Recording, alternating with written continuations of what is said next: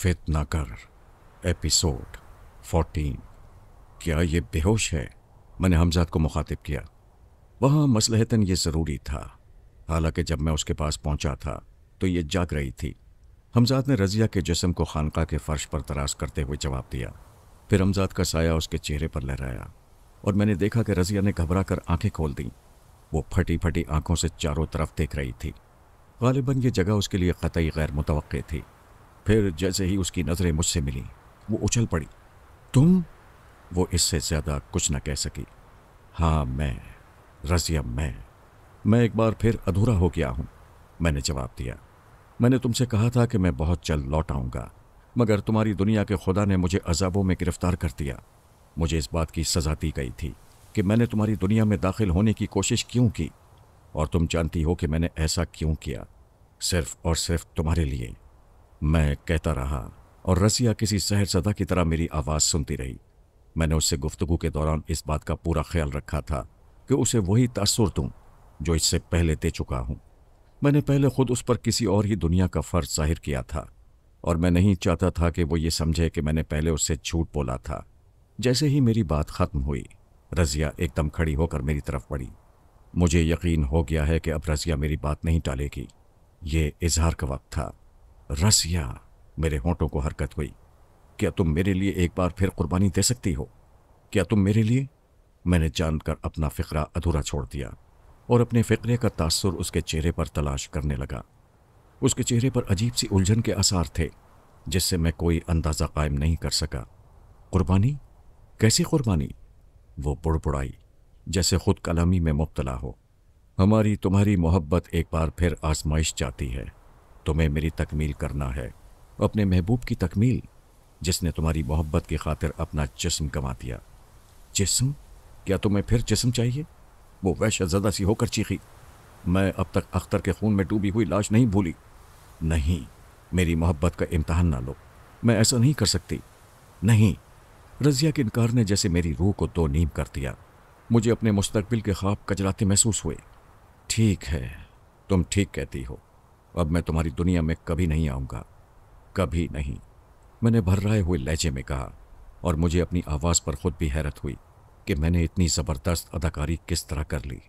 मैं फिर बोला, मैं तुम्हारी दुनिया से बहुत दूर चला जाऊंगा, बहुत दूर, जहां से मेरी कर्राहें और सिसकियां तुम तक न पहुंच पाएं। मैंने मोहब्बत की थी, गुनाह किया था, और मैं उस गुनाह की सज़ा भुगतने के लिए तैयार हूं। मुझे तुमसे कोई गिला नहीं, कोई गिला नहीं। मेरा गला एक बार फिर रुंध गया। नहीं, तुम मुझे छोड़कर नहीं जा सकते। मैं तुम्हारे बगैर जिंदा नहीं रहूंगी। तुम मुझ पर जुल्म नहीं कर सकते। मैंने तुम्हारे लिए बहुत दुख उठाए हैं और शायद इसीलिए तुम शादी कर रही हो। मैंने गुफ्तगू का रुख दूसरी तरफ मोड़ दिया। अब मेरी आवाज़ में हल्का सा तंज भी शामिल था। शादी? हाँ, शादी। लेकिन नहीं, अब ये कभी नहीं हो सकता, कभी नहीं। मैं उससे शादी नहीं करूंगी। मैं सारी ज़िंदगी तुम्हारा इंतज़ार कर सकती हूँ, और जब मैंने तुम्हें पा लिया है तो मुझे कोई ताकत इस बात पर मजबूर नहीं कर सकती कि मैं किसी और से शादी कर लूँ। तुम चाहो तो मुझे छोड़कर जा सकते हो, मेरी मोहब्बत को ठुकरा सकते हो, लेकिन मेरे दिल से अपनी याद जुदा नहीं कर सकते। मुझे मालूम था कि रज़िया के इन जुमलों में हमजाद की पुरस्कार क़ुव्वतों का कितना दखल था, इसलिए मेरा उन जुमलों से मुतासिर होने का सवाल ही नहीं था। हकीकत का इल्म मुझे हो ही चुका था। रज़िया ने मुझे भुला दिया है, बिल्कुल उसी तरह जिस तरह बेवफाओं को लड़कियां भुला देती हैं। मैंने अपनी अदाकारी जारी रखी और मेरी अदाकारी आखिर रंग लाकर ही रही। मैंने रज़िया को सरफराज के बारे में सब कुछ बता दिया और अपने उस मकसद में कामयाब हो गया कि सरफराज के लिए उसके दिल में नफ़रत पैदा कर सकूं। रज़िया ने सरफराज के बारे में सब कुछ जानने के बाद तैश में आकर कहा था, वो मुझे फ़रोख्त करना चाहता था, मैं उसका खून पी जाऊंगी। उसने धोखा दिया था, वो धोखेबाज है, उसे सज़ा ज़रूर मिलनी चाहिए और वो सज़ा उसे मैं दूंगी। मैं यही चाहता भी था। रज़िया आमादा तो हो गई थी, लेकिन अब एक और उलझन थी। वो सरफराज के साथ निकाह करने पर हरगिज़ तैयार नहीं थी, और अगर वो ऐसा ना करती तो हमारा पूरा मंसूबा ही नाकाम हो जाता। रज़िया, ये बहुत ज़रूरी है, वरना हम सख्त ख़तरे में घिर जाएंगे। फिर वो बड़ी मिन्नतों, समाजतों और समझाने बुझाने के बाद सरफराज के साथ निकाह पर तैयार हो सकी थी। सुबह से पहले मैंने रज़िया को वहाँ से रवाना कर दिया। चलते वक्त मैंने उससे कहा था कि बकिया बातें कल दिन में किसी वक्त उसे समझाऊंगा कि उसे क्या करना है। मैंने दानिस्ता उस वक्त कल रात के बारे में रज़िया से कुछ नहीं कहा था, इसलिए कि मेरे इल्म ही में नहीं था कि हमजाद क्या प्रोग्राम बना चुका है। उसने अभी मुझे तफसीलात से आगाह नहीं किया था। हमजाद ने रज़िया को बेहोश किया और रवाना हो गया। मेरी आंखें भी नींद में डूबने लगी थीं। मुझे नहीं मालूम कि हमजाद रज़िया को उसकी हवेली में पहुंचाकर कब वापस हुआ, क्योंकि उसकी वापसी तक मैं गहरी नींद की आगोश में पहुंच चुका था।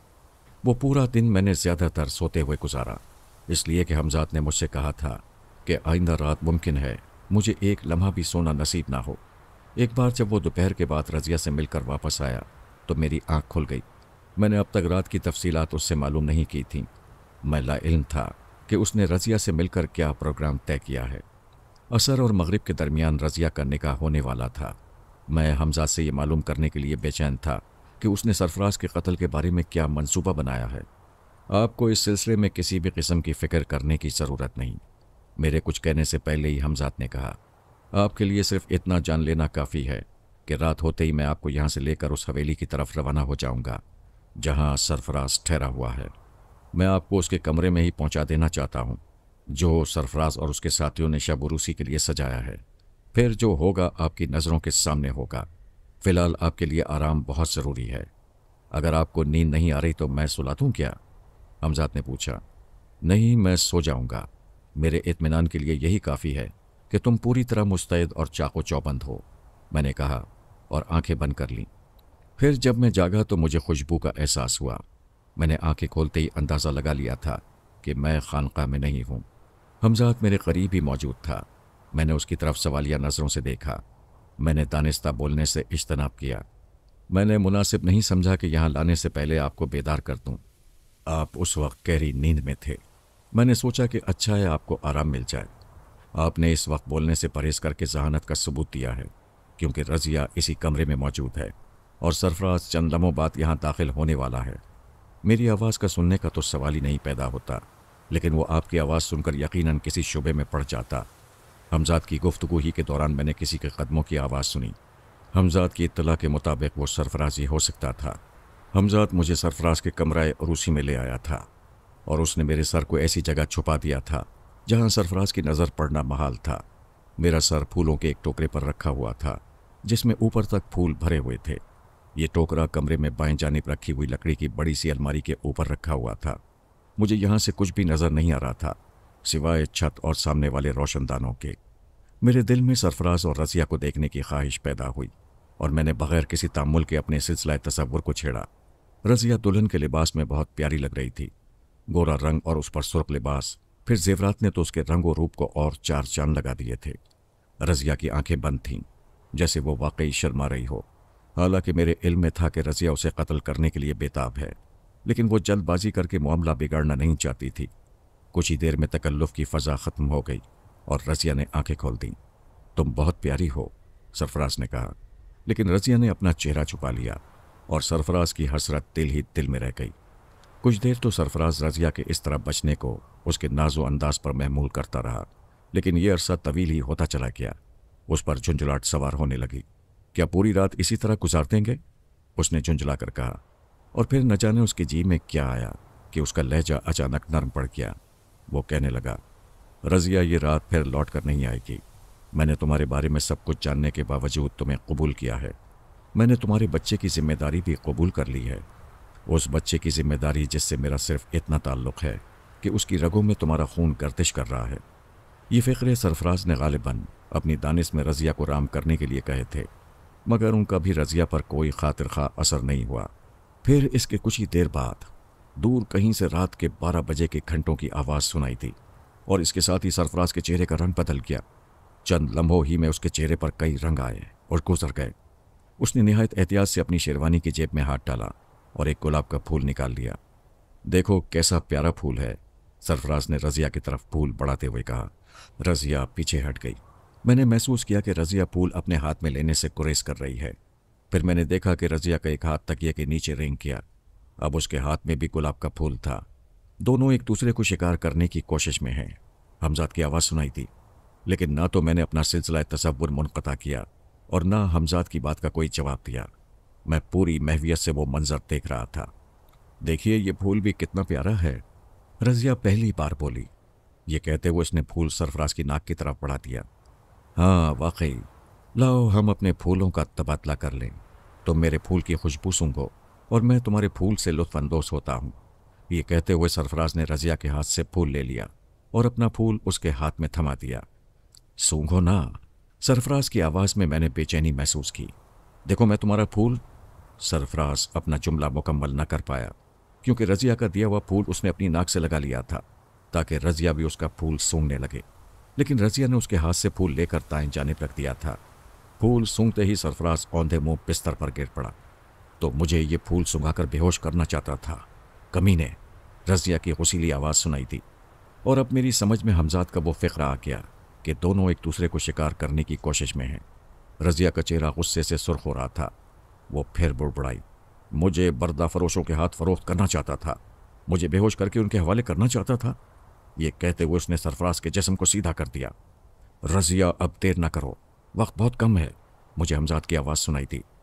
नहीं, अब देर करने की कोई ज़रूरत नहीं, मैं इस धोखेबाज को अभी जहन्नुम रसीद कर देती हूँ।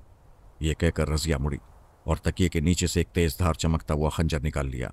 उसी वक्त कमरे के दरवाजे पर 3 बार थोड़े थोड़े वक्फे से हल्की दस्तकें सुनाई दी।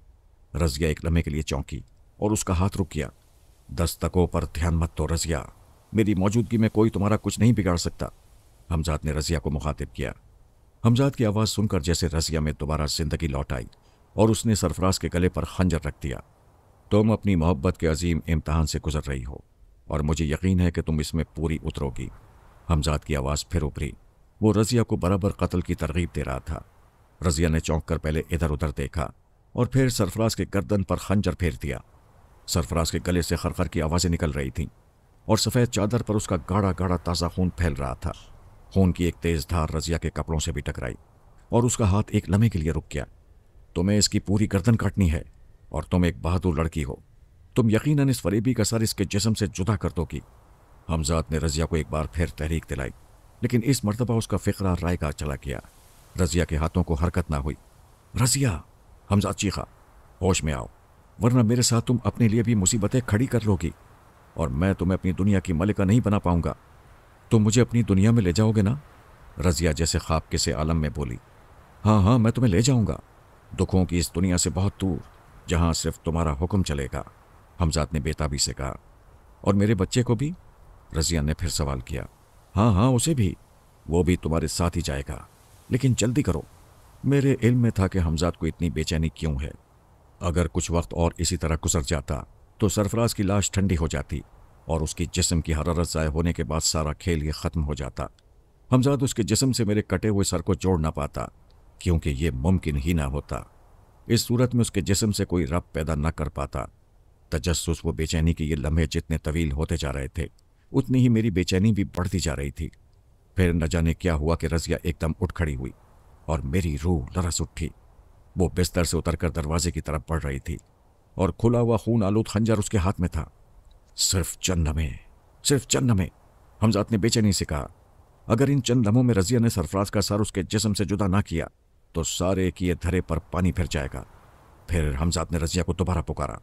रजिया सुनो, कहाँ जा रही हो? अपने बच्चे को लेने। रजिया जैसे ख्वाब में बोली। तुम पहले भी मुझे अकेला छोड़कर चले गए थे, मगर इस बार मैं तुम्हें नहीं जाने दूंगी। ये बड़े नाजुक लम्हे थे।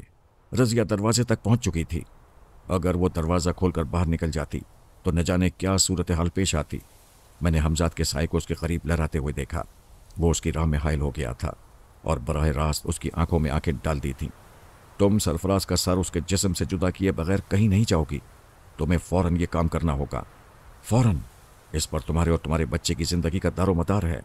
मैंने हमजाद की आवाज़ सुनी। लौटो, पीछे लौटो। रजिया एकदम किसी सहरज़दा की तरह मुड़ी, जैसे वो किसी गहरी नींद में चल रही हो।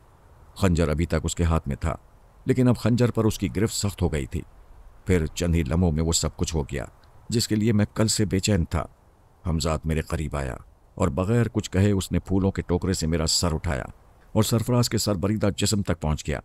मेरे जहन में वो लम्हे ताज़ा हो गए जब मैंने अख्तर का जिस्म हासिल किया था। तकलीफ व अजियत के शदीद एहसास से मैंने आंखें बंद कर लीं और उस लम्हे मैंने अपनी गर्दन पर जोर का झटका महसूस किया, जैसे किसी ने मेरी गर्दन की हड्डी तोड़ दी हो। मैंने चीखना चाहा, लेकिन जैसे कोई मेरी गर्दन पर तेज धार खंजर फेर रहा हो। میں یہ اذیت برداشت نہ کر سکا اور میرا ذہن تاریک ہوتا چلا گیا۔ اپنے ہوش و حواس کھونے سے پہلے میں صرف اتنا دیکھ پایا تھا کہ رضیہ وحشت زدہ سی ہو کر دروازے کی طرف بھاگی تھی اور دروازہ کھول کر باہر نکل گئی تھی۔ پھر اس کی پوری چیخ بھی نہ سن پایا تھا۔ تکلیف و اذیت نے مجھے عالم بے خبری میں پہنچا دیا۔ ہوش آنے پر میری پہلی نظر اپنے جسم پر پڑی اور تکلیف کے باوجود میں نے اپنے دل میں مسرت کی لہر محسوس کی۔ میرے علم میں تھا کہ مجھے اس عالم میں پورے 40 دن گزارنے ہیں اور یہ دکھ بھرے دن بیت جانے کے بعد ایک بار پھر مجھے نئی زندگی مل جائے گی، نئی اور بھرپور زندگی۔ پھر میں اپنی تشنہ خواہشات پوری کر سکوں گا، چند دن سکون کا سانس لے سکوں گا۔ حمزات میرے قریب ہی موجود تھا۔ میں نے کچھ بولنے کی کوشش کی لیکن اس نے اشارے سے مجھے منع کر دیا۔ میرے ذہن میں مختلف خیالات گردش کر رہے تھے۔ میں فوری طور پر رضیہ کے بارے میں جاننا چاہتا تھا کہ اس پر کیا گزری ہے، اور اس غرض سے میں نے حمزات کو مخاطب کرنے کی کوشش بھی کی تھی۔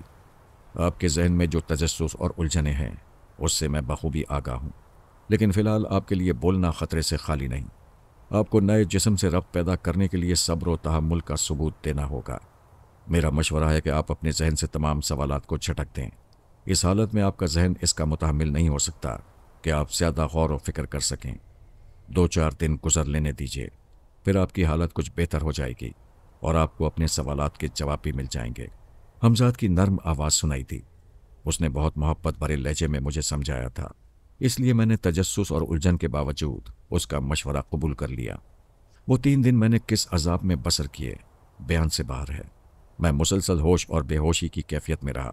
یہ تکلیف و اذیت پہلے کی نسبت زیادہ تھی، جس کا سبب مجھے بعد میں معلوم ہو سکا۔ حمزات نے مجھے بتایا تھا کہ سرفراز کا جسم اس حد تک گرم نہ رہ سکا تھا جس قدر ضرورت تھی، اور اس نئے جسم سے ربط پیدا کرنے میں ہی اس لیے مجھے اتنی پریشانیوں سے گزرنا پڑا۔ تکلیف زیادہ بڑھتی اور میرے منہ سے کرراہیں نکلنے لگتی۔ مجھے حمزات بے ہوش کر دیتا اور پھر کچھ دیر بعد ہوش میں لے آتا، کیونکہ طویل بے ہوشی میری زندگی کے لیے خطرناک بھی ہو سکتی تھی۔ اسی لیے مجھے مجبوراً اذیت برداشت کرنی پڑ رہی تھی۔ تکلیف کی شدت اس قدر تھی کہ میں سوائے تکلیف کے متعلق سوچنے کے اور کچھ نہ سوچ پاتا تھا۔ اس عرصے میں میرے ذہن سے رضیہ کے بارے میں سارا تجسس ختم ہو گیا تھا۔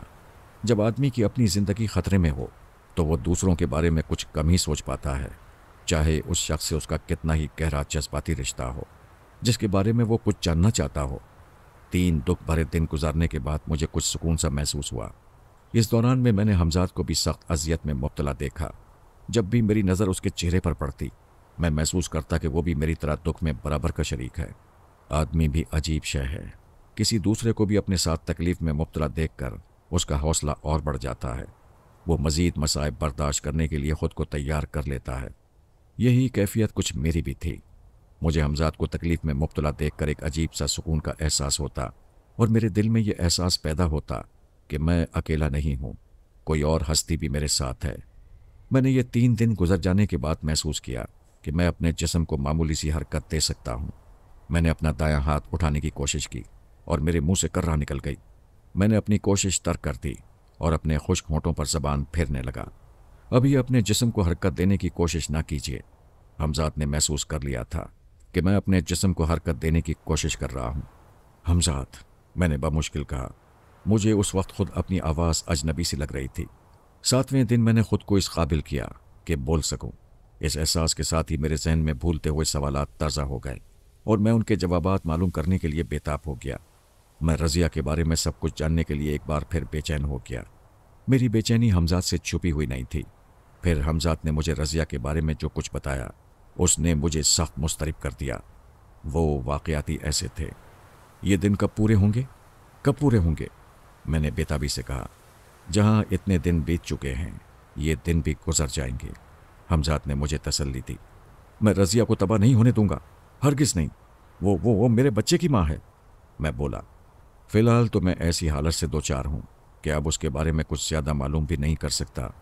میرے امکان میں صرف یہ ہے کہ اگر اس کے بارے میں کچھ معلوم بھی ہو جائے تو خاموشی اختیار کر لوں، اس لیے کہ میں اس وقت اس کے لیے کچھ بھی نہیں کر سکتا۔ کیا خبر کون جانے وہ تباہ ہونے سے بچی بھی ہے یا نہیں۔ وہ دنیا ہی ایسی ہے جہاں صرف جان دے کر عزت و آبرو کو محفوظ کیا جا سکتا ہے۔ حمزات کے لہجے میں اداسی تھی۔ کہیں ایسا تو نہیں کہ وہ یہ انتہائی قدم اٹھا چکی ہو؟ حمزات، اگر ایسا ہوا تو میں मैं इन बाजारों को और इन गली कूचों को जहन्नुम का नमूना बना दूंगा। मेरी आवाज़ गुस्से से कांपने लगी। नहीं, वो अभी जिंदा है, हमजाद ने जवाब दिया। फिर मुझे जैसे कुछ याद आ गया। मैं बुड़बुड़ाया, मैं उसे देख सकता हूँ, मैं उसकी आवाज़ सुन सकता हूँ। आपका इस्तराब अब और बढ़ जाएगा और आप परेशान हो जाएंगे। बेहतर यही है कि 40 दिन गुजर जाने दें। इससे पहले हम उसके लिए कुछ भी ना कर पाएंगे, और अगर उसे आपने किसी मुसीबत में मुब्तला देखा तो आपकी रूह और भी मुस्तरिब हो जाएगी। बेबसी और मजबूरी का एहसास और शिद्दत इख्तियार कर लेगा। ये भी जानता हूँ कि आप तसव्वुर की क़ुव्वत को मुतारिक करके उसे देख सकते हैं कि वो किस हाल में है, लेकिन बेहतर यही है कि आप ऐसा ना करें। हमजाद के लहजे में दरख्वास्त थी, गुजारिश थी। वो जो कुछ कह रहा था उसमें मेरी ही बेहतरी मुज़मिर थी। मैंने खुद पर जबर करके उसकी बात मान ली। वो मेरी तरफ तशक्कुर आमेज़ नज़रों से देखने लगा। और फिर एक रोज़, मुबारक हो आपको कि आपने दुख भरे 40 दिन गुजार लिए। नई जिंदगी मुबारक हो। हम आज ही ये शहर छोड़ रहे हैं। हमजाद की आवाज़ में खुशी का अंसर शामिल था। मेरे सामने उस वक्त अनवा व अक़साम के खाने चुने हुए थे। मैं कुछ ही देर बाद गुस्ल करके नए कपड़े पहन चुका था। मुझे याद है कि जब पहली बार मैं अपने पैरों पर खड़ा हुआ था तो मैंने एक ऐसी मुसर्रत महसूस की थी जैसे सारी कायनात मेरी झोली में आ पड़ी हो। मैंने खुशी से पागल होकर हमजाद को गले लगाना चाहा था, और इस कोशिश में खुद ही अपने दोनों बाजू फ़ज़ा में लहरा कर रह गया था, क्योंकि हमजाद का वजूद माती नहीं था। ये शाम का वक्त था। खानकाह में हल्का हल्का धुंधलका फैलने लगा था। हमजाद ने चराग रोशन कर दिया। ये सफ़र हम किस तरह तय करेंगे? मैंने हमजाद से दरियाफ्त किया। जैसे आप चाहेंगे। आज मुसर्रतों का दिन है।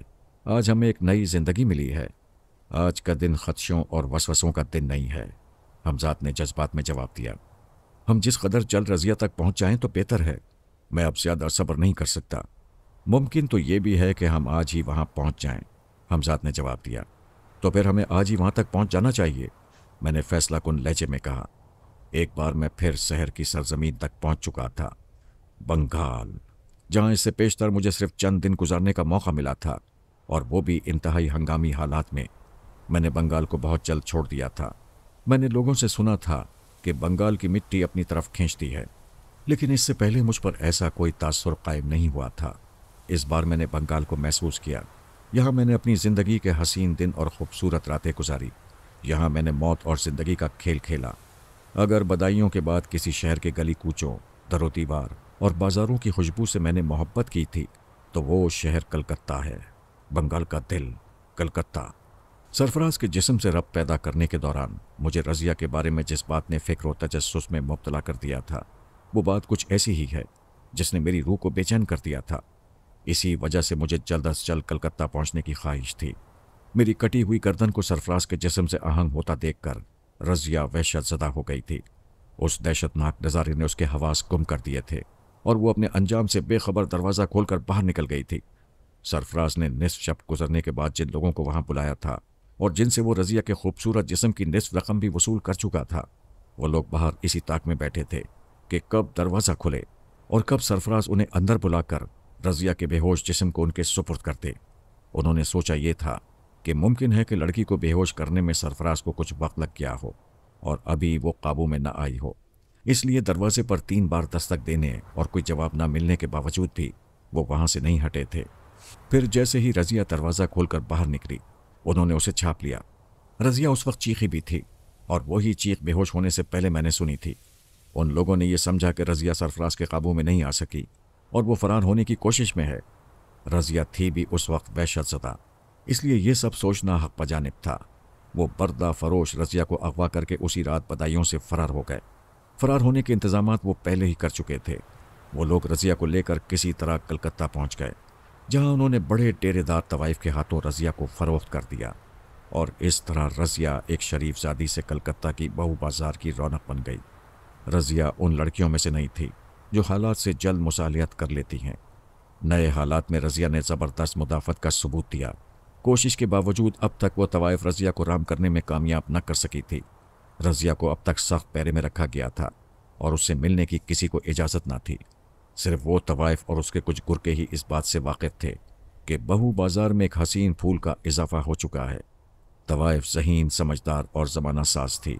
वो जानती थी कि तशद्दुद के ज़रिए वो रज़िया को किसी बात पर आमादा नहीं कर सकती, इसलिए उसने रज़िया को हमवार करने के लिए दूसरे ज़राए इस्तेमाल किए थे। उन्हीं ज़राए में एक ज़रिया दलाल बुज़्जी था। दलाल बुज़्जी, जो कलकत्ते के आला तबके में देवताओं की तरफ पूजा जाता था, उसके बारे में मशहूर था कि वो बड़ी पुरस्कार क़ुव्वतों का मालिक है। लेकिन दलाल बुज़्जी तक रसाई हासिल करना कोई मामूली बात नहीं थी। वो तवाइफ, जिसका नाम मुमताज़ बेगम था, काफ़ी दिन से इस कोशिश में थी कि किसी तरह दलाल बुज़्जी सिर्फ एक बार उस कोठे तक आ जाए। वो इससे पहले भी दलाल बुज़्जी को एक और लड़की के सिलसिले में इस्तेमाल कर चुकी थी। रज़िया के मामले में भी मुमताज़ इस पर आमादा थी। उसने कई बार दलाल के पास पैगाम भेजे थे, लेकिन दलाल ने अब तक अपनी रजामंदी का इजहार नहीं किया था। जिस दिन मैं बदायूं से कलकत्ता के लिए रवाना होने वाला था, हमजाद ने मुझे बताया कि दलाल बुज़्जी ने आज रात मुमताज़ के कोठे पर आने के लिए हामी भर ली है। ये इत्तला पाकर मैं बेचैन हो गया था। हमजाद ने मुझे रात होने से कबल कलकत्ता पहुंचा दिया था और पहुंचते ही मैंने उससे बहू बाजार चलने की फरमाइश की थी। मेरे जिस्म पर रईस सादों का सा लिबास था और हाथों में सोने की अंगूठियां चमक रही थीं। ये वही अंगूठियां थीं जो सरफराज पहने हुए था और अब सरफराज के जिस्म के साथ साथ मेरी मिल्कियत बन चुकी थी। मैं बहू बाजार पहुंचा तो बाजार की रौनक जागने लगी थी। ये तकरीबन 7 बजे का वक्त था। मैं फ़ौरन इसलिए यहाँ पहुंचा था कि दलाल बुज़्जी के वहाँ आने से पहले अपना रंग जमा लूँ। मेरे दिल को उस वक्त काफ़ी दिन बाद शरारत सूझ रही थी। एक तवील अरसे के बाद मेरी अना की तस्कीन का सामान हो रहा था। मैं बड़े रौब और तमकीनत के साथ आगे बढ़ रहा था कि एक गाड़ी फुटपाथ के पास आकर रुक गई और उसमें से 3-4 नौजवान कूदकर फुटपाथ पर खड़े हो गए। उन नौजवानों के अजीब से लिबास ने मुझे अपनी तरफ मुतवज्जे कर लिया। उनकी हैयत ही ऐसी थी कि उन्हें देखकर आसानी से नज़रअंदाज नहीं किया जा सकता था। वो अपने जिस्मों पर लंबे लंबे लबादे उड़े हुए थे और उनके हाथों में लकड़ी के बेहंगम से सियाह डंडे थे। वो लोग जैसे ही गाड़ी से कूदे, उन्होंने एक हल्का सा बना लिया, बिल्कुल उसी तरह जैसे गाड़ी से कोई बहुत अहम शख्सियत बाहर आने वाली हो और वो नौजवान उसके बॉडीगार्ड्स हों। नौजवानों की गर्दनों में बड़ी बड़ी मालाएं और पाँव में खड़ाऊं थे। मेरे कदम खुद ब खुद वहाँ रुक गए थे। मैं भी दूसरों के साथ ये अजीब व गरीब तमाशा देखने में महफ था कि एक और सुर्ख व सफ़ेद नौजवान गाड़ी से उतरा और बाहर खड़े हुए नौजवानों के सर झुक गए। उस नौजवान के जिस्म पर भी वैसा ही लिबास था। फ़र्क सिर्फ इतना था कि उसका लिबास रेशमी था। उसके सर और दाढ़ी के बाल बेतहाशा बढ़े हुए थे। मेरे करीब खड़े हुए किसी शख्स ने अपने साथी से कहा, दलाल बुज़्जी, और मैं बेसाख्ता चौंक पड़ा। नया जिस्म हासिल करने के बाद खुद मेरा एतमाद बढ़ गया था, इसीलिए मैंने बहू बाजार पहुंचकर हमजाद को रुखसत कर दिया था। लेकिन इससे पहले मैं हमजाद से मुमताज़ बेगम के कोठे का पता मालूम करना नहीं भूला था। हमजाद ने मुझे जिस इमारत का पता बताया था, मैं उसी तरफ बढ़ रहा था। रास्ते में मेरी तमाम तर तवज्जो उन अजीब व गरीब मलबूस वाले नौजवानों ने अपनी तरफ मबजूल कर ली थी। फिर ये जानकर तो मेरे तमाम हवास बेदार हो गए कि मुझे आइंदा जिस शख्स की पुरस्कार क़ुव्वतों का सामना करना है, वो मुझसे चंद कदम के फासले पर मौजूद है। दलाल बुज़्जी गाड़ी से उतर कर रुका नहीं। चारों नौजवान उसके गिर्द हल्का सा बनाए उसे लिए हुए एक तरफ बढ़ रहे थे। फुटपाथ पर भीड़ तो पहले ही काफ़ी थी, लेकिन अब उसमें कुछ इजाफा हो गया था। उसी भीड़ के दरमियान दलाल बुज़्जी और उसके साथी गुजर रहे थे। वो इमारत अभी दूर थी जिसके बारे में हमजाद ने निशानदेही की थी, और ये तो मेरे इल्म में आ ही चुका था कि दलाल बुज़्जी की मंजिल मुमताज़ बेगम का कोठा है, और उसने वहाँ तक पैदल जाना क्यों पसंद किया। इस सिलसिले में मैंने सिर्फ इतना कयास किया था कि दलाल बुज़्जी नुमाइश पसंद शख्स है, वरना वो उस जगह तक अपनी गाड़ी में भी पहुँच सकता था। अलबत्ता बर वक्त ज़रूर पहुँच गया था। मैं दलाल बुज़्जी और उसके साथियों के पीछे पीछे चल रहा था, क्योंकि मेरी भी वही मंजिल थी जहाँ उन्हें पहुँचना था। उन लोगों के साथ चलते चलते जो मैंने अजीब सी बात महसूस की, वो ये थी कि उनके चलने का अंदाज़ तमाम आदमियों से बड़ा मुख्तलिफ था। ऐसा मालूम होता था जैसे वो ज़मीन पर पाँव नहीं रख रहे हैं और आगे की तरफ बहे जा रहे हैं। उनकी चाल में एक अजीब सा बहाव था। वो अपने पाँव में खड़ाऊँ पहने हुए थे, लेकिन मैंने करीब से करीब तर होकर भी खड़ाऊँ की आवाज़ नहीं सुनी। मुमकिन है इस बात को दूसरे लोगों ने भी महसूस किया हो जो उन्हें देखने के लिए फुटपाथ पर दूर खड़े हुए थे। कुछ देर बाद मेरे कदम खुद ब खुद रुकने लगे। मंजिल आ चुकी थी। दलाल बुज़्जी और उसके साथी जीने की तरफ बढ़े और चंद लम्हे का वक्फा देकर मेरे कदम भी उसी समत उठे। वो जीने की सीढ़ियाँ तय करते हुए ऊपर चढ़ रहे थे और उनसे कुछ फासले पर मैं भी धड़कते हुए दिल के साथ जीने की पहली सीढ़ी पर कदम रख चुका था। उनमें से किसी ने भी मेरी तरफ पलट कर नहीं देखा था, हालांकि जीना मेरे कदमों की चाप से गूंज रहा था और उनके पीछे आने वाला सिर्फ मैं ही था। जीने में रोशनी किसी कदर कम थी, क्योंकि जीने के ऊपर दीवार में लगी हुई लालटेन की लौ मध्यम थी। इस माहौल में उनके लंबे लंबे लबाते और उनके वजूद मुझे बड़े ही अजीब व पुरस्कार लग रहे थे। खिलाफ तवक्को उस वक्त हर तरफ अजीब सी खामोशी थी, सिवाय मेरे कदमों की चाप के कुछ और सुनाई नहीं दे रहा था। मैं इससे पहले भी मेरठ में दिल्ली बाजार जा चुका था, मगर वहाँ की गहमा गहमी, शोर और हंगामे में मैंने जिंदगी महसूस की थी। वो भी तवाइफों का बाजार था, ये भी, लेकिन ये दिल्ली बाजार से बहुत मुख्तलिफ था। ना यहाँ तबले की थाप सुनाई दे रही थी, ना घुंघरों की छन छन, लेकिन इसकी वजह कुछ और भी थी जो मुझे बाद में मालूम हुई। वो पूरी इमारत ही मुमताज़ बेगम की थी और अभी उसने रंगो आहंग की महफिल का आगाज़ नहीं किया था। उमूमन इन बाज़ारों की एक ही इमारत में कई कई तवाइफों के कोठे होते हैं, लेकिन मुमताज़ बेगम दूसरी तवाइफों से मुख्तलिफ थी। उसके कोठे पर शहर के सिर्फ वही लोग कदम रखने की जुर्रत कर सकते थे जिनका ताल्लुक आला तबके से हो और जिनकी जेबें खासी भारी हों। ये बात उन दिनों की है जब रईसज़ादे तवाइफों के कोठों पर तहजीब व इखलाक का तर्स लेने जाते थे। आज इस दौर में ये बातें बड़ी अजीब सी लगती हैं, लेकिन उस वक्त ऐसा ही था। तवाइफों की भी अपनी एक तहजीब होती थी, उनके भी उसूल थे, उन्हें भी माशरे की ज़रूरत तसव्वुर किया जाता था। मैं अभी आधा जीना ही चढ़ पाया था। मैंने जीने के इख्तिताम पर दलाल बुज़जी और उसके साथियों को रुकते हुए देखा। फिर मैंने दस्तक की आवाज़ सुनी। इसके बाद दरवाज़ा खुलने की आवाज़ आई। मेरी नज़रें जीना चढ़ते हुए ऊपर ही लगी हुई थीं। जीने की रोशनी दरवाज़ा खुलने से बढ़ गई। अंदर गालिबन काफ़ी रोशनी थी। मुझे दरवाजे पर दो अजनबी चेहरे नज़र आए जिन पर इस्तक़बालिया तासुरात थे। वो दोनों एक तरफ हट गए और उन्होंने हाथ के इशारे से दलाल बुज़जी और उसके साथियों से अंदर आने के लिए कहा। जब वो लोग दरवाजे में दाखिल हो गए तो दरवाज़ा बंद कर दिया गया। शायद वो दोनों अपने मुअज़्ज़िज़ मेहमानों के इस्तक़बाल में इतने महव थे कि उन्होंने मेरे वजूद को महसूस ही नहीं किया था। हालांकि जब वो दरवाजे बंद कर रहे थे, मैं भी उस वक्त दरवाजे से सिर्फ चंद सीढ़ियाँ नीचे था। जल्द ही मैं भी दरवाजे तक पहुँच गया। मैंने भी दस्तक दी। चंद लम्हों बाद दरवाज़ा खुला। दरवाजे पर वही दोनों नज़र आ रहे थे। उन दोनों ही ने मेरी तरफ सवालिया नज़रों से देखा, और जब मैं खामोश रहा तो निहायत मुअज़्ज़ब लहजे में उनमें से एक ने कहा, हम सख्त शर्मिंदा हैं कि आपको सहमत हुई। आज महफिल आम नहीं है, इसलिए ये दरवाज़ा बंद था जो हमेशा खुला रहता है। फिर एक लम्हे को रुक कर वो कहने लगा, गालिबन इस बाज़ार में आप पहली बार तशरीफ़ लाए हैं, वरना गुस्ताखी माफ़। अगर तवाइफ का दरवाज़ा बंद हो तो उस पर दस्तक देना सूए अदब है।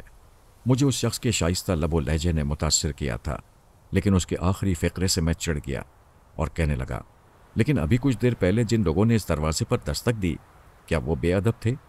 जी नहीं, आपको गलत फहमी हुई है। वो हमारे मेहमान थे, उन्हें बतौर ख़ास मदऊ किया गया था। दस्तक न देने वाली बात मेहमानों पर लागू नहीं होती। इस बार दूसरे ने जवाब दिया, लेकिन ये सब जानने के बावजूद मैं मुमताज़ बेगम से मिले बगैर नहीं जाऊंगा। मैंने कहा, ज़िद ना फरमाएं तो बेहतर है, किसी और दिन तशरीफ़ लाइए, हम मुंतज़िर रहेंगे। आज बेगम साहिबा सिर्फ अपने मेहमानों से मिलना पसंद करेंगी और हम इस बात से आगाह हैं कि उनके मेहमान कौन कौन हैं। ज़हमत के लिए एक बार फिर माज़रत तलब हैं। बन्ने मियाँ, अंदर से एक नस्वानी आवाज़ सुनाई दी। जी हाजिर हुआ बेगम साहिबा। उनमें से एक ने वहीं से हाँक लगाई और फिर मेरी तरफ देखता हुआ कहने लगा, अच्छा खुदा हाफिज़। लेकिन उसके खुदा हाफिज़ ने मेरे ऊपर कोई असर नहीं किया। मैं बदस्तूर दरवाजे पर खड़ा रहा। अभी चंद लम्हे भी ना गुजरे थे कि अंदर ही से एक भारी और गूंजदार सी आवाज़ आई, इसे न रोको, अंदर आने दो। ये आवाज़ मेरे लिए अजनबी थी और उसकी गैर शाइस्तगी भी मुझ पर गरा हुई थी, लेकिन उस आवाज़ के सुनते ही दोनों रास्ते से हट गए और निहायत नर्म आवाज़ में बैक ज़बान बोले, तशरीफ़ लाइए। मैं आगे बढ़ा। उनमें से एक ने दरवाज़ा बंद कर दिया। राहदारी में चंद कदम चलकर दाएं जानिब के दरवाजे पर पर्दा पड़ा हुआ था। वो मुझे उसी तरफ ले जा रहे थे। मैं जैसे ही पर्दा उठाकर अंदर दाखिल हुआ, मैंने महसूस किया उस बड़े और सजे सजाए खूबसूरत कमरे में मौजूद तमाम लोगों की नज़रें मेरी तरफ उठी हुई हैं। कमरे की छत से फानूस लटक रहे थे और दीवारों पर हल्का सब्ज रंग था। कमरे के फर्श पर दबीज उम्दा कालीन थे और दीवारों के सहारे गाँव तकियों से टेक लगाए तकरीबन 15-20 अफराद मौजूद थे, जिनके सामने पीकदान और उनके बराबर फूलों के गजरे रखे हुए थे। कमरे में मौजूद तमामी अफराद अपने लिबास और वज़ाक़ता से मुअज़्ज़ज़ और आला तबके के दिखाई दे रहे थे। मैंने कमरे में एक तायराना नज़र डाली और जूते उतार कर एक खाली गाँव तकिए की तरफ बढ़ गया। उस वक्त मैंने उस कमरे में दल्लाल बुस्जी और उसके साथियों को नहीं देखा था, जबकि वो सब मेरे सामने इसी जगह आए थे। उन सबको मैंने दरवाजे में दाखिल होते हुए देखा था, लेकिन मेरी परेशानी ज्यादा देर बरकरार न रही। कमरे के अंदरूनी दरवाजे से मैंने दल्लाल बुस्जी और उसके साथियों को एक औरत के साथ निकलते हुए देखा। अंगरखे पहने हुए और सर पर 2 पल्लू टोपी लगाए चंद लोग नजर आने लगे, जिन्हें देखते ही मैं पहचान गया कि वो साजिंदे हैं। दल्लाल बुस्जी के हमरा आने वाली औरत के बारे में मैंने अंदाजा लगा लिया था कि वही मुमताज़ बेगम हो सकती है। उसकी उम्र मुश्किल से 35 साल के दरमियान लग रही थी। आम नायिकाओं की तरह न वो मोटी और भद्दी थी। इस उम्र के बावजूद भी उसके चेहरे में मुझे कशिश नजर आई। शरीरे जिस्म पर चुस्त लिबास, घने बाल, बड़ी बड़ी काली आंखें, उभरे उभरे से होंठ, कद लंबा। अगर उसकी आंखों के गिर्द हल्की सी स्याही ना होती तो शायद वो और भी हसीन दिखाई देती। मैंने इस उम्र की औरतों में इतना हुस्न कम देखा था जितना मुमताज़ बेगम में था। बाद में मुझे मालूम हुआ कि मेरा अंदाज़ा सही था, वो मुमताज़ बेगम ही थी। दल्लाल बुस्जी और उसके साथी जैसे ही कमरे में दाखिल हुए, कमरे में मौजूद तमाम लोग ताज़ीबन उठकर खड़े हो गए और उस वक्त तक नहीं बैठे जब तक कि दल्लाल बुस्जी अपने साथियों के साथ रौनक महफिल न बनकर बैठ गया हो। अब फिर तमाम लोग मुझे घूर रहे थे, क्योंकि वहाँ सिर्फ मैं ही था जो बुस्जी की आमद पर खड़ा नहीं हुआ था। लेकिन किसी ने मुझसे कुछ नहीं कहा। अब साजिंदों की ठक ठक और तहाँ कमरे की खामोशी में बिखर रही थी। वो अपने अपने सांस दुरुस्त कर रहे थे। उनमें से एक तबलों की जोड़ी आगे रखे मुस्तकिल हथौड़ी से ठोक पीट कर रहा था। मुमताज़ बेगम साजिंदों ही के करीब अंदरूनी दरवाजे से लगी बैठी थी। मैंने उसके चेहरे पर एक अजीब सा खिंचाव महसूस किया और साथ ही ये भी कि वो बार बार कनखियों से मुझे देख रही है, इस तरह जैसे उसे मेरा वजूद कना गुजर रहा हो। मैं पूरे माहौल का तज्जिया और मुशाहिदा तो कर ही रहा था, मगर मेरा जहन अभी तक उसी आवाज़ में उलझा हुआ था जो मैंने यहाँ दाखिल होते वक्त सुनी थी और जिस आवाज़ ने मुझे यहाँ दाखिल होने की इजाज़त दी थी। भारी सी गूंजदार आवाज़, गैर शाइस्ता सी आवाज़, एक ऐसी आवाज़ जिसे सुनकर मैंने अपने दिल में नफरत महसूस की थी। मैंने अभी तक हमजाद को तलब नहीं किया था। मैं कोई भी कदम उठाने से पहले हालात का पूरी तरह जायज़ा लेना चाहता था। अभी तक तमाम हालात मुझ पर जाहिर ही नहीं हुए थे। मुझे इस बात को तो यकीन था ही कि रज़िया इसी इमारत में मौजूद है। सिर्फ 3-4 मिनट ही दल्लाल बुस्जी मेरी नज़रों से ओझल रहा था और इस कदर कम अरसे में रज़िया के साथ कोई नाज़ेबा हरकत समझ में आने वाली बात नहीं थी। इसलिए इस तरफ से मैं मुतमईन था। यहाँ दल्लाल बुस्जी के अलावा इतने लोगों की मौजूदगी भी मुझे उलझा रही थी, जबकि ये कोई आम महफिल नहीं थी। मैं अपने ख्यालों में महफ था, तकिए पर कोनी टिकाए बैठा था। मैं उन सब के लिए कतई अजनबी था और वो सब मेरे लिए। लेकिन मैंने अपने अंदाज़ व अतवार से ये जाहिर नहीं होने दिया कि मैं किसी भी तरह मरूब या मुतासिर हूँ। मेरे चेहरे से ज़हनी उलझन का अंदाज़ा लगाना उस वक्त यकीनन मुश्किल हो रहा होगा। मेरी नज़रें भी हर तरफ उठ रही थीं। मेरी नज़रें कई बार दल्लाल बुस्जी की तरफ भी उठीं, जो मुझसे कुछ फासले पर बाएं तरफ बिल्कुल उसी तरह बैठा था जैसे साधु धोनी जमाए बैठे रहते हैं। एक टांग पर दूसरी टांग चढ़ाए उसकी आंखें बंद थीं और होंठ मुतहर्रिक थे। वो होंठों ही होठों में कुछ बुदबुदा रहा था। अब साजिंदों की खटपट बंद हो चुकी थी, लेकिन उन्होंने अभी सांस नहीं छेड़े थे। तमाम लोगों की नज़रें दल्लाल बुस्जी की तरफ उठी हुई थीं। कुछ देर बाद उसने आंखें खोल दीं और हाथों के इशारे से मुमताज़ बेगम को अपनी तरफ बुलाया।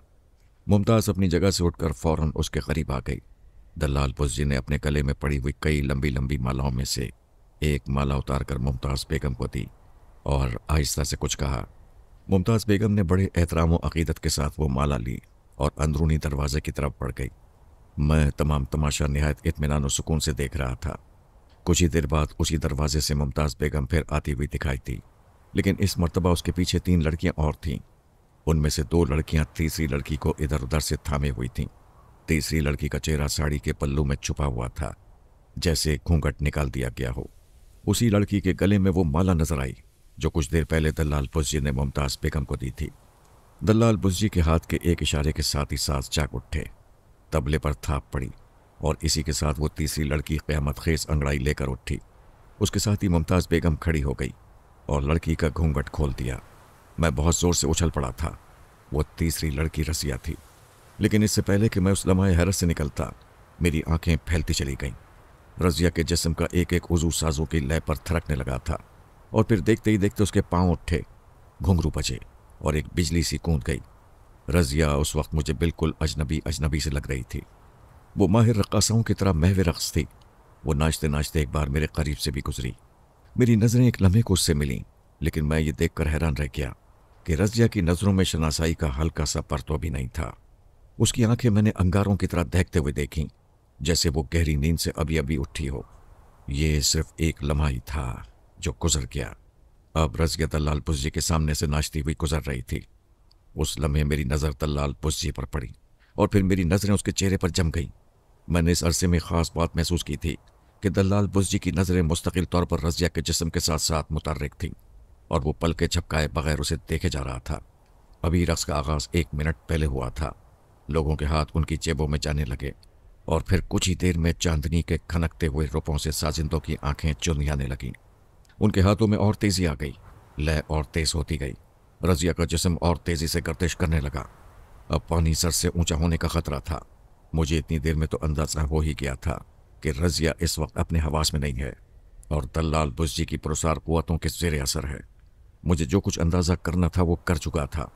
दरअसल अब मैं इसलिए खामोश था कि दल्लाल बुज्जी की कुव्वतों का अंदाज़ा लगा सकूं कि वो कितने पानी में है और कहाँ तक जा सकता है।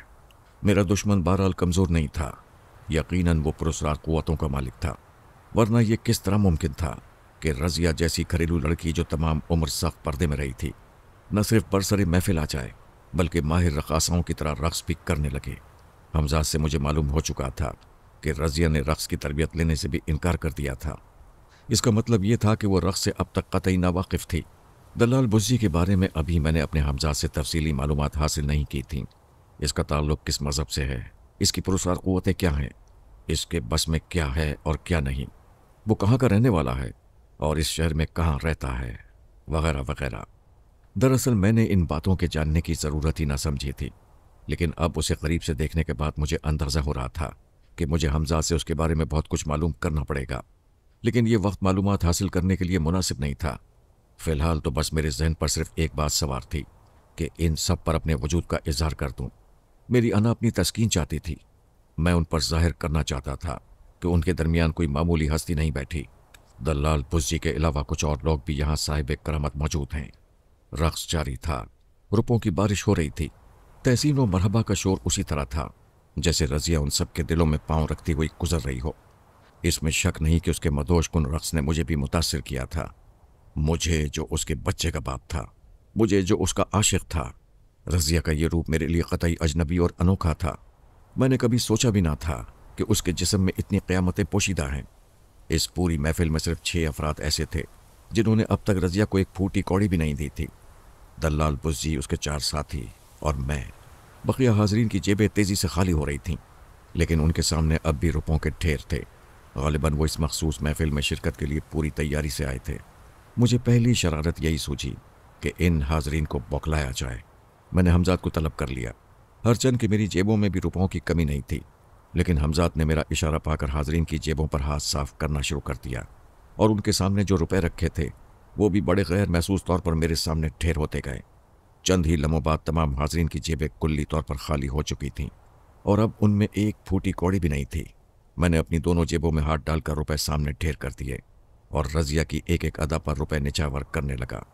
मैंने कनखियों से बकिया हजरात की तरफ देखा।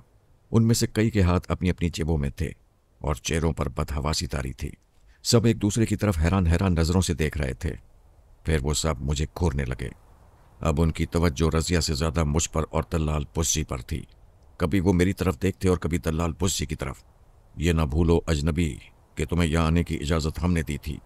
अचानक एक भारी गूंजदार आवाज़ सुनाई दी और मैं उछल पड़ा। ये अल्फाज दल्लाल बुज्जी के ज़बान से अदा हुए थे।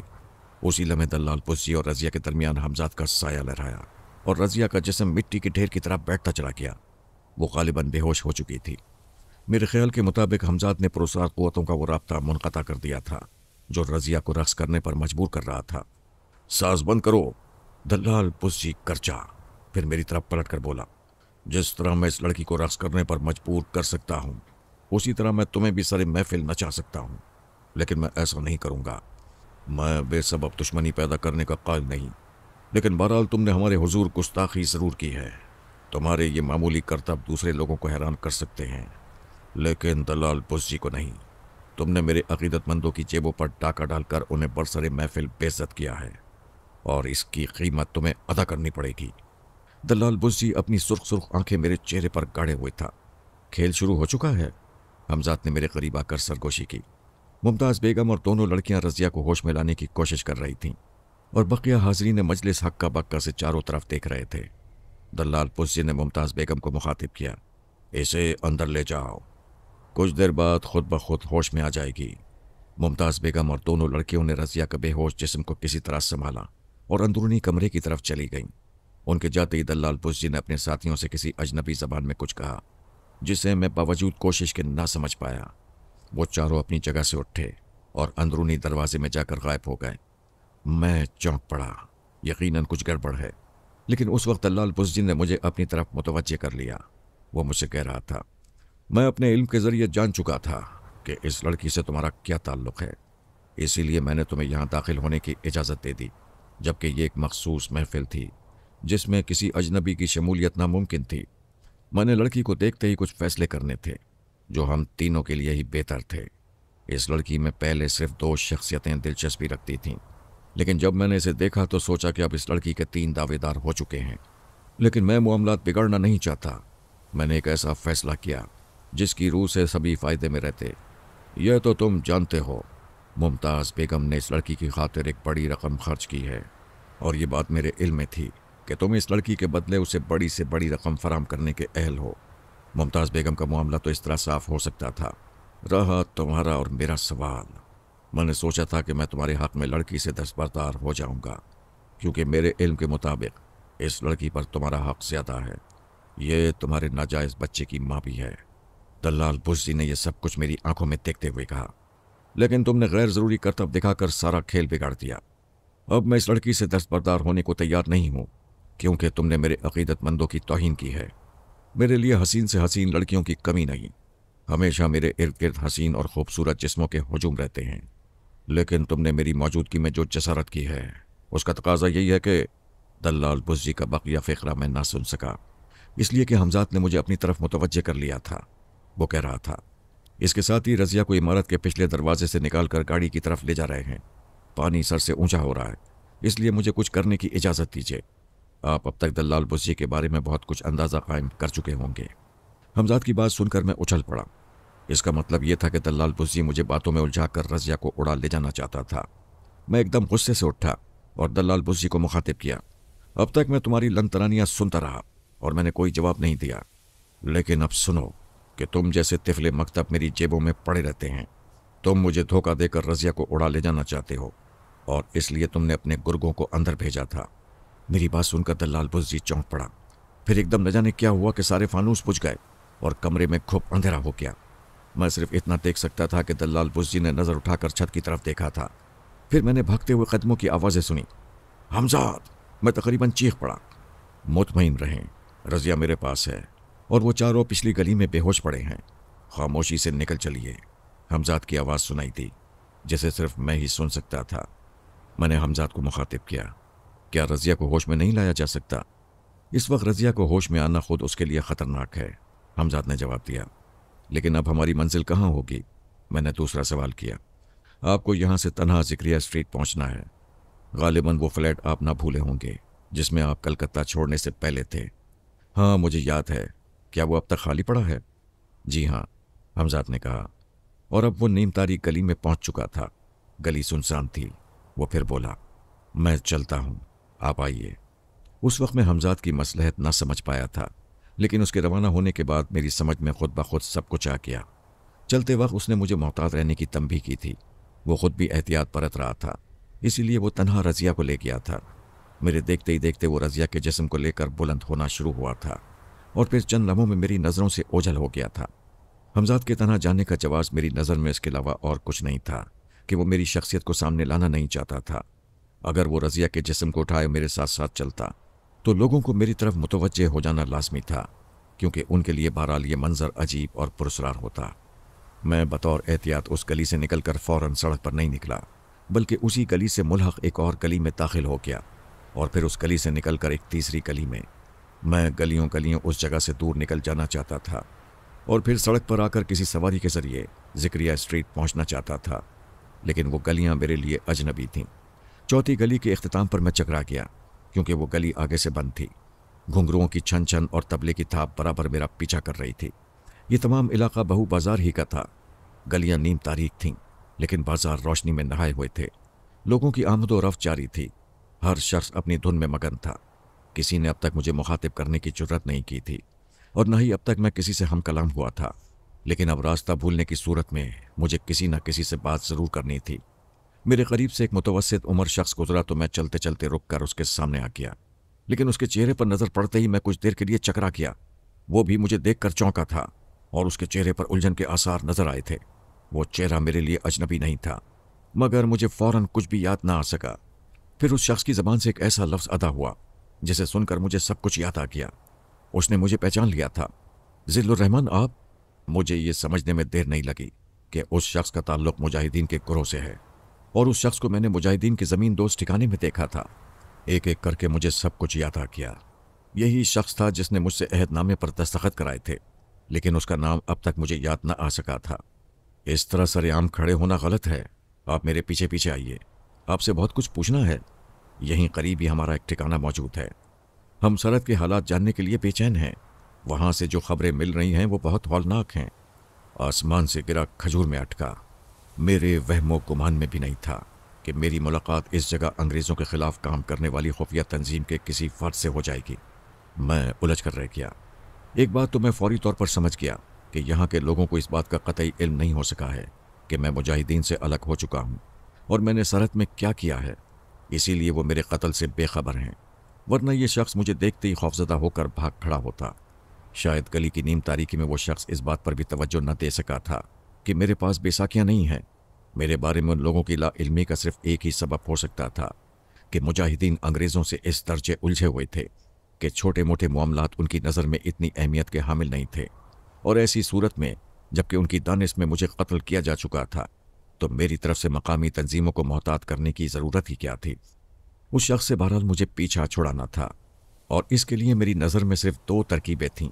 या तो मैं कतई अजनबी बन जाता और उसे पहचानने ही से इनकार कर देता, या किसी तरह उसे जुल देकर निकल जाता। मगर दोनों ही तरकीबों में खामी थी। मेरे चेहरे के तासुरात से उसे अंदाज़ा हो चुका था कि मैंने भी उसे पहचान लिया है। इसलिए वो कभी इस बात पर यकीन ना करता कि मैं वो नहीं जो वो समझ रहा है। दूसरी तरकीब इस तरह बेमाने थी कि उसका ताल्लुक उस गुरोह से था जो बरसरे इख्तिदार जालिम और अय्यार हुक्मरानों से निमट रहा था। उसे जुल देना इतना आसान हरगिज़ नहीं था। चंद ही लम्हों में मैंने आखिरकार एक फ़ैसला कर लिया, क्योंकि आइंदा के लिए भी मेरे लिए यही रास्ता महफूज था। मैं तुम्हें पहचानता नहीं। मैंने उसके चेहरे पर नजरें काट दी। मेरा नाम अमीनुल्लाह है। वक्त ज़ाया ना कीजिए, यहाँ हम किसी खतरे से भी दो चार हो सकते हैं। उसने सरगोशी की। मैं इसके बावजूद वहीं खड़ा रहा तो वो फिर बोला, क्या वाकई आप मुझे भूल गए हैं? मैं वो हूँ जिसने आपके लिए अहदनामा तैयार किया था, वो अहदनामा जिस पर आपने अपने खून से दस्तखत किए थे। इतना कहकर वो न जाने क्यों खामोश हो गया। उसकी तेज़ नज़रें मेरा जायज़ा ले रही थीं। मैंने महसूस किया कि अब वो इस बात को नोट कर चुका है कि मैं मासूर नहीं हूँ और ना मेरे पास बेसाखियाँ हैं। मैंने उसके चेहरे पर तज़ब्ज़ुब देखकर फ़ौरन मौके से फ़ायदा उठाया। अज़ीज़म, तुम यकीनन किसी बड़ी गलतफहमी का शिकार हो। मैं नहीं जानता कि तुम कौन हो और तुम्हारा ताल्लुक़ किस तंजीम से है, लेकिन दरअसल तुम्हारी आवाज़। उसने मेरी बात काट कर उलझे हुए लहजे में कहा, अगर तुम वो नहीं हो जो मैंने तुमको समझा था, तो वो सब कुछ भूल जाओ जो मैंने तुमसे कहा। उसका फ़िक्रा मुकम्मल ना हो पाया था कि गली तेज़ सीटियों की आवाज़ से गूंज उठी। वो एकदम उछल कर भागा और न जाने मुझे क्या सूझी कि मैं भी उसके पीछे पीछे दौड़ लिया। हम दोनों आगे पीछे एक पतली सी गली में तेज़ी से दौड़ रहे थे। वो मेरे आगे आगे था। एकदम वो भागते भागते पलटा और उसी वक्त मेरी नज़र भी गली के सिरे पर पहुंच गई। कुछ सिपाही तेज़ी से गली में घुस रहे थे। गली काफ़ी लंबी थी। जैसे ही वो पलटा था, मैंने भी अपनी समत तब्दील कर ली थी। अब सूरत हाल ये थी कि मैं आगे आगे दौड़ रहा था और वो मेरे पीछे था। पुलिस गली के दूसरे सिरे तक पहुंचते पहुंचते हमारे और पुलिस के दरमियान काफ़ी फासला बरकरार रहा, लेकिन यूं ही भागते भागते मेरी नज़र सामने उठी। मेरा जहन फिर चकरा कर रह गया। उस तरफ से भी रास्ता बंद था। मैं बग़ैर वक्त ज़ाया किए तेज़ी से मुड़ा। मुझे खुद से चंद गज के फासले पर पुलिस वाले नजर आए, लेकिन अमीनुल्लाह गायब था। मैं दोनों तरफ से घिर चुका था। मेरे जहन में ख्याल आया, मैंने बगैर सोचे समझे एक मकान की नीम तारीकी में छलांग लगा दी और मकान में घुसते ही अंदर से दरवाज़ा बंद कर दिया। दौड़ो पकड़ो का शोर मेरी समाज से टकरा रहा था। मैं वहां नहीं रुका और तेजी से मकान के अंदर दाखिल हो गया। मेरी नजरें तेजी से अतराफ का जायजा ले रही थीं। एन उसी वक्त मैंने दरवाजे पर जोर जोर से दस्तकें सुनी। दरवाज़ा खोलो वरना तोड़ दिया जाएगा, किसी की गरजदार आवाज़ गूंजी। उसी वक्त एक कमरे का पर्दा हटा।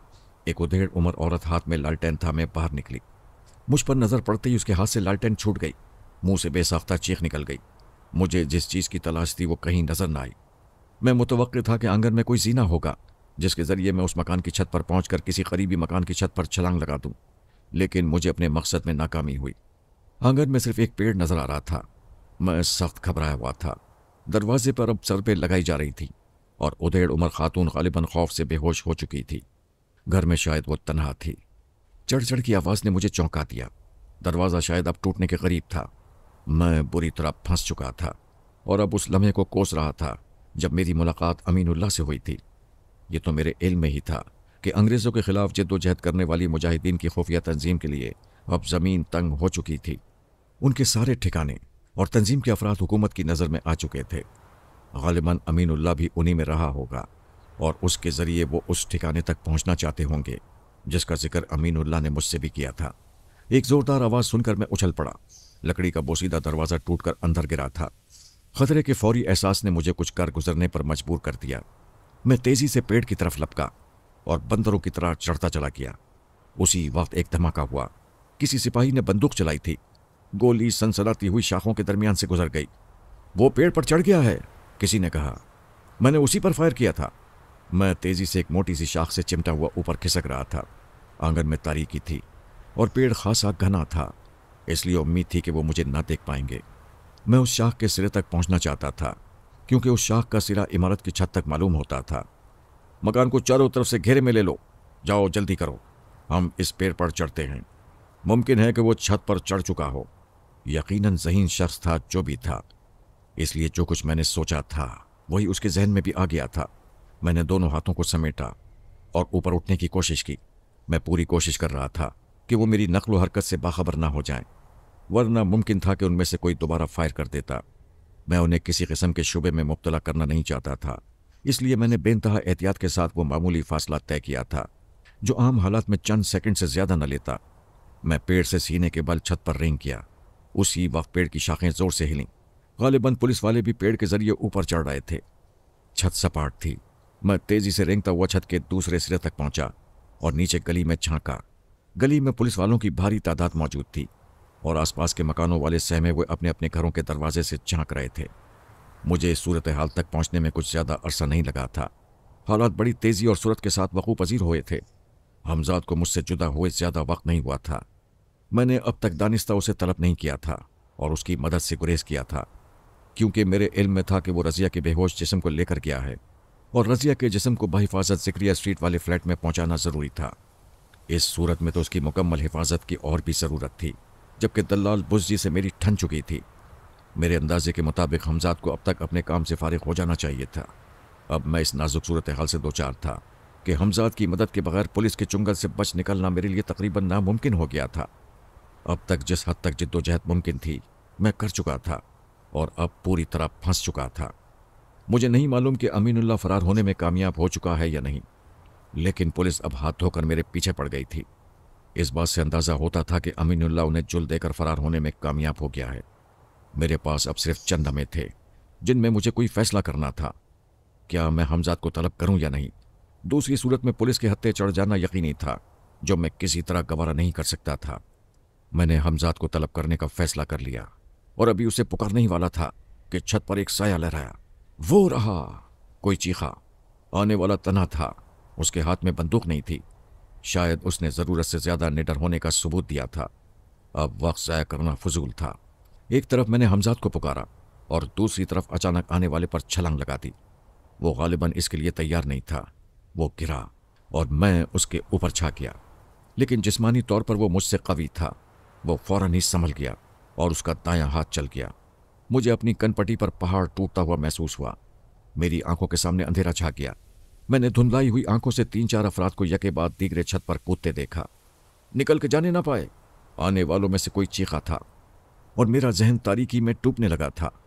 मैंने लहरा कर गिरने से पहले 3-4 तेज चीखें सुनी। फिर मुझे कुछ नहीं मालूम कि क्या हुआ, क्योंकि मैं बेहोश हो चुका था। धुंधली धुंधली सी रोशनी में मैंने आंखें खोली। मैंने अपने माथे पर किसी हाथ का लम्स महसूस किया। हमजाद। मैंने ऊपर नज़र उठाई। गालिबन मुझे पहुंचने में कुछ देर हो गई। मैं माजरत खा हूँ।